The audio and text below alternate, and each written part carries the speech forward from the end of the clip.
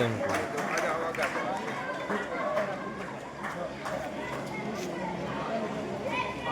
You. सभी सावधानी पूर्वक रखे होंगे।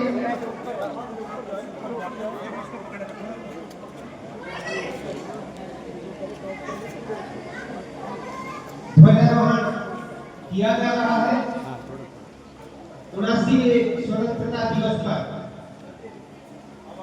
सूबेदार मेजर श्री राम सिंह जी के द्वारा।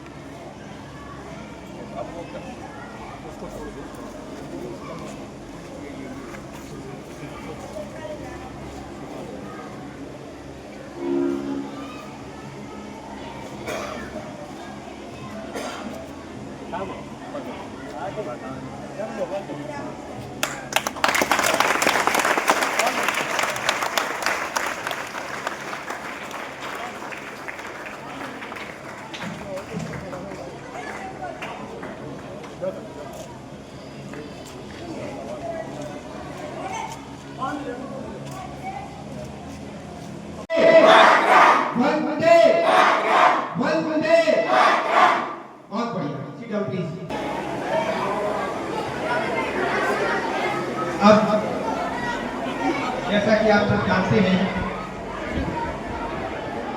हमारे जो कार्यक्रम है उनकी रूपरेखा भी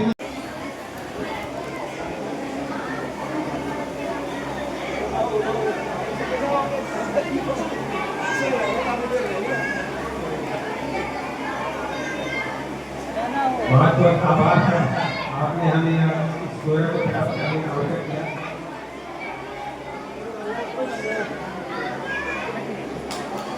बहुत ही अविस्मरणीय पल सभी के लिए। आज हमारे विद्यालय प्रांगण में इस प्रकार की महान विभूतियाँ उपस्थित हैं, जिनको पाकर हमें नहीं बल्कि पूरा गांव गौरवान्वित को महसूस कर रहा है।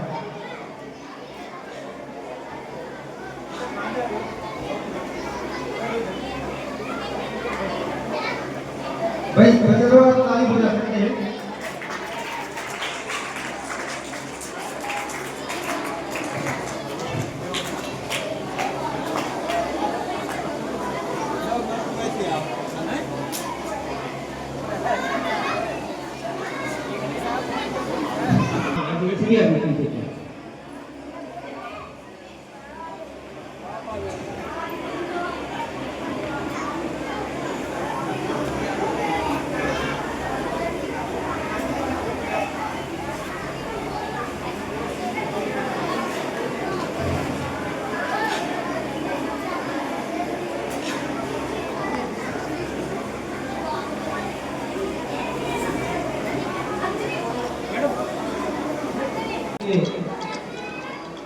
एक बहुत ही यादगार पल होता है जो हम से बड़ी याद रहने वाली बात है।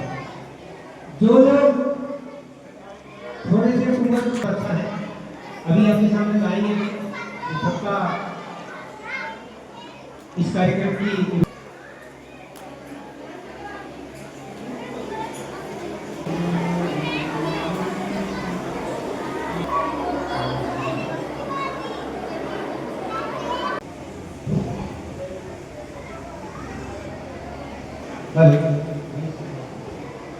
एक छोटा सा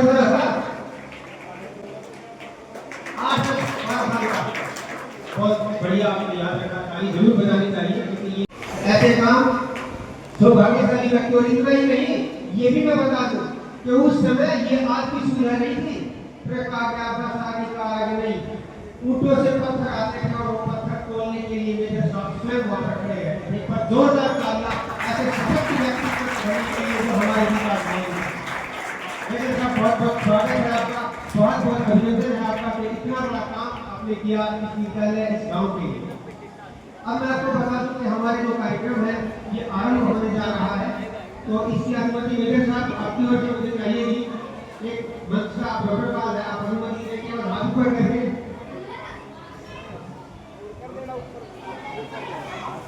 बहुत बहुत शुक्रिया सर, आपने बना सकते हैं। और अब मैं विजयपाल सर को मंच पर आमंत्रित करता हूं। विजयपाल सर प्लीज आइए। सर हमारे जो आज के बहुत बहुत स्वागत है आपका।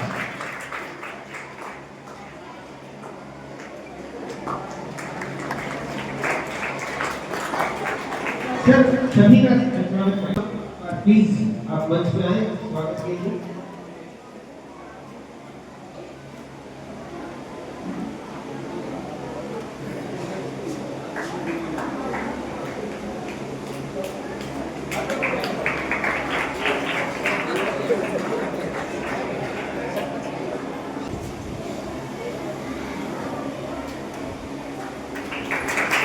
अगर मैं मेजर साहब के लिए दो बोलने के लिए कोई मुझसे कहे तो मैं कुछ वो 2 लाइन इस तरह से बोलूँगा। सबसे पहले तो मैं अपने गांव के इस पावन धरा को नमन करता हूँ। मेरे गांव के और मेरे देश के वीर शहीदों को नमन करता हूँ। आज के इस कार्यक्रम के मुख्य अतिथि मेरे परम पूज्य दादा श्री सुबेदार मेजर राम सिंह प्रिंसिपल साहब, हमारे गांव के सरपंच महोदया, मेरे गांव के उपस्थित सरदारी, मातृशक्ति, सम्मानित स्टाफ, पत्रकार, छाया बंधु और मेरे देश का भविष्य युवा साथियों, प्यारे बच्चों, सबसे पहले आपको 79th इंडिपेंडेंस डे की बहुत बहुत शुभकामनाएं। और सूबे सर ने पहले भी इस चीज़ के ऊपर बहुत ज़्यादा प्रकाश डाल चुके हैं और समय की थोड़ी मर्यादा और आप भी सब काफ़ी समय से बैठे तो शायद उस चीज़ को दोहराने में मैं नहीं समझता। बस सिर्फ इतनी बात कहना चाहता हूँ कि इस दिवस को सिर्फ एक छुट्टी के रूप में या एक कार्यक्रम के रूप में, नॉर्मल कार्यक्रम के रूप में हम ना बनाए। हम अगर कुछ भी अगर सीख पाए तो उन वीर शहीदों से, उनकी कुर्बानी से सीख पाए, जिन्होंने अपने प्राण न्यौछावर करके आज हम इस खुली हवा में सांस लेने की जो हमारे को आज उन्होंने मौका दिया, तो मैं उन वीर शहीदों को बारंबार नमन करता हूँ। मैं सबसे पहले उन वीर शहीदों को नमन करते हुए मैं सरकार को भी इस चीज़ के लिए बहुत बहुत धन्यवाद देता हूँ, प्रशासन को इस चीज़ के लिए धन्यवाद देता हूँ। और ख़ास तौर से उनका जो कंसेप्ट था, तो सरकार ने आप सभी के लिए बीच में थीम दी, उस थीम को आपने किसने बेहतरीन ढंग से क्रियान्वित किया और आज एक बेहतरीन कार्यक्रम आपने आयोजन किया। इस चीज़ के लिए मैं आपको साधुवाद देता हूँ, बहुत बहुत धन्यवाद देता हूँ। मैं अभी प्रिंसिपल साहब के साथ बैठा था तो उन्होंने जो बातें बताई वो कई घरों से सीना चौड़ा कर देती है। हमारे एक गांव ग्रामीण परिवेश से बच्चियाँ, एक हमारी बेटी सीमा 3000 मीटर की दौड़ के अंदर जिसने डिस्ट्रिक्ट में फर्स्ट स्थान किया और स्टेट के लिए क्वालिफाई किया, मैं उस बेटी को भी बहुत बहुत बधाई देता हूँ, बहुत बहुत आशीर्वाद देता हूँ और परमपिता परमात्मा से उसकी उज्जवल भविष्य की कामना भी करता हूँ। इसके अलावा एक और कंपटीशन की बात कर रहे थे सर कि फॉरेस्ट डिपार्टमेंट की तरफ से अभी एक कोई रिटर्न शायद कोई कंपटीशन आयोजित हुआ था और सबसे बड़ी जो विशेष बात थी वो ये था कि उसमें 3 पोजीशन हमारे स्कूल के बच्चों की हुई। इससे बेहतरीन बात मैं समझता कोई हो नहीं सकती। और ये एक सामान्य बात इसलिए भी नहीं है क्योंकि एक इतने बड़े डिस्ट्रिक्ट लेवल पे कोई कंपटीशन हो रहा हो और आपको एक चीज़ हटकर और एक नॉर्मल अपनी पढ़ाई से हटकर आप एनवायरनमेंट के प्रति आप बच्चों को जो जागरूक कर रहे हैं, इसके लिए मैं स्टाफ को बहुत बहुत साधुवाद और बहुत बहुत धन्यवाद देता हूँ।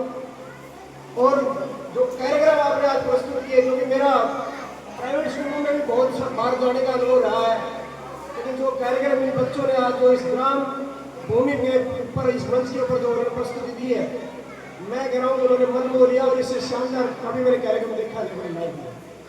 तो उसके लिए मैं सर से पूछ रहा था कि मैंने कहा सर कोई प्रोफेशनल आदमी हायर कर रखा है क्या? सर ने कहा कि नहीं, कि हमारे स्टाफ से ही ऐसे हैं, इन्होंने ही स्टाफ के सदस्यों ने इसमें मेहनत करके सब कुछ कामयाब किया है। तो मैं उन स्टाफ को भी नमन करता हूँ और उनको बहुत बहुत बधाई देता हूँ कि आप इतने बेहतरीन इस बच्चों को तराश रहे हैं। और मैं समझता हूँ पढ़ाई के अलावा भी बहुत सारी जीवन में चीज़ें हैं और ये डिस्कवरी है। आपने ये मंच नहीं दिया सिर्फ इनको, लेकिन आप इनके अंदर का जो टैलेंट है, जो छुपा हुआ टैलेंट है, उसको निकालने की कोशिश कर रहे हैं और इसके लिए आप बधाई के पात्र हैं। और मैं आपको विशेष तौर से इसीलिए मैं आपको बार बार धन्यवाद देता हूँ कि आप ये अलग कार्य जो कर रहे हैं इसको आप जारी रखना।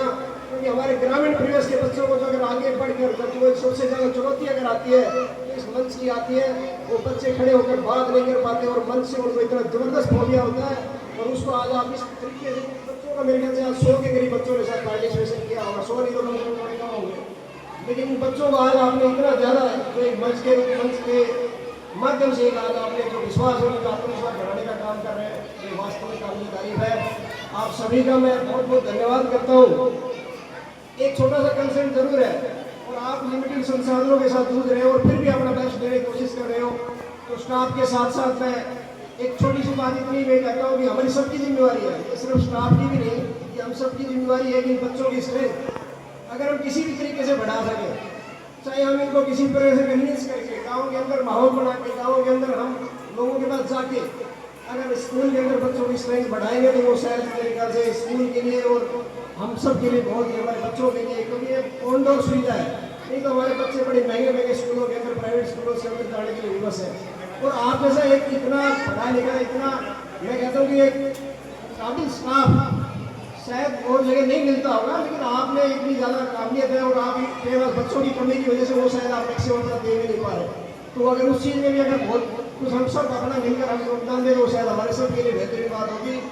और एक विशेष धन्यवाद मैं अपने भाई राहुल को भी देना चाहता हूँ, और मैंने आते भी इनको अप्रिशिएट किया, क्योंकि यूट्यूब के माध्यम से गाँव देहात की समस्याओं को जिस तरीके से इन्होंने उठाने का काम कर रखा है, उसके लिए विशेष तौर से ये धन्यवाद के पात्र है।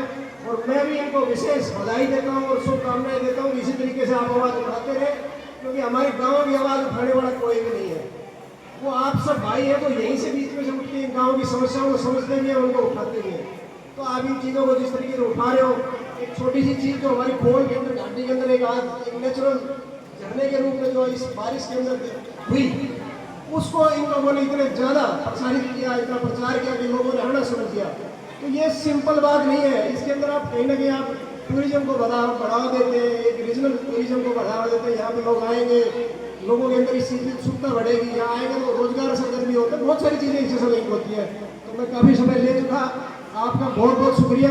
ये मान सम्मान आपने जो परिवार को दिया, और 3 पीढ़ियाँ तो शायद आपने मेरी देखी है और आपकी नोटिस में भी है, लेकिन आज हमारी खुशकिस्मती है कि मेरे दादाश्री के आशीर्वाद की वजह से आज एक 4थी पीढ़ी भी आपके बीच में, एक एडवोकेट मनु के भी मयंक राव के रूप में आप सबके बीच में उपस्थित है। और मैं आप सभी का पुनः इस सम्मान के लिए और इस टाइम से जो हमारा जिस तरीके से आपने बोलने का अवसर दिया, आप सबने इस कार्यक्रम में हमारी उपस्थिति का अवसर दिया, इसके लिए बहुत बहुत धन्यवाद। जय हिंद, जय भारत।